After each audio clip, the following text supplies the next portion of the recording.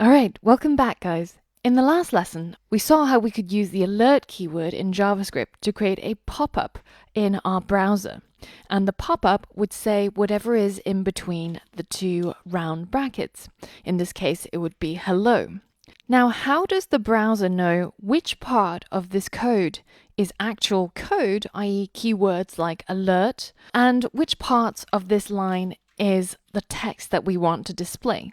Well, there's something that we've added here that tells the browser that this is a string. And the secret is, of course, these two little quotation marks, because everything that they enclose gets interpreted by the computer as a string, so that it gets taken out of the code and gets interpreted as text. And this is really important because all the code that we write is written with text, right? With characters in the English alphabet. And it's really important that the computer knows which part are the code and which parts are the text. And this is a great place to introduce you to something called data types, because a string is exactly that. It's a data type. It's a way of classifying data to tell the computer how the program intends to use the data.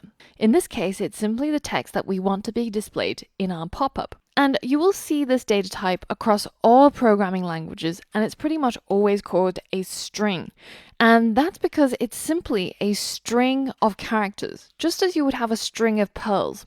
And in the coming lessons, whenever I refer to string, I'm always talking about text that's not meant to be interpreted as code, or just a string of characters. Now, there are other data types other than strings. For example, there are numbers. And numbers, because they have different symbols from the alphabet that we use for code, then we don't actually need any special symbols to tell the computer that this is a number. We can just simply type the number. And finally, the last data type I want to show you is the Boolean. And this is a data type that describes data that is either true or false. And we're going to be using a combination of all of these data types in order to create the programs and the websites in the coming lessons and modules. So this really is the groundwork, and it's the fundamentals of how all programming languages work. So let's take a look at this in more detail. I want you to open up your console, so you can do that by going to View, Developer, JavaScript Console, and you'll see it show up down here. And in the console, you can do a number of things. So you can, for example, add numbers to each other. So 2 plus 3 equals 5, and you get an output after you hit enter. You can also write the code that we wrote before, which is the alert keyword, and that tells the browser that we want a pop-up that says the output of 2 plus 3. So once I hit enter, we'll get a pop-up that says 5. Now, I want to show you another keyword other than the alert, and this is called type of. And this actually tells you what is the data type of whatever it is that you put within these round brackets. So for example, if I put 23 in here, then I will get the output of this is a number. But if I wrote something like type of my name inside some quotation marks, then I get told that this is a string. And finally, let's just, for completion's sake, use a Boolean, for example, true.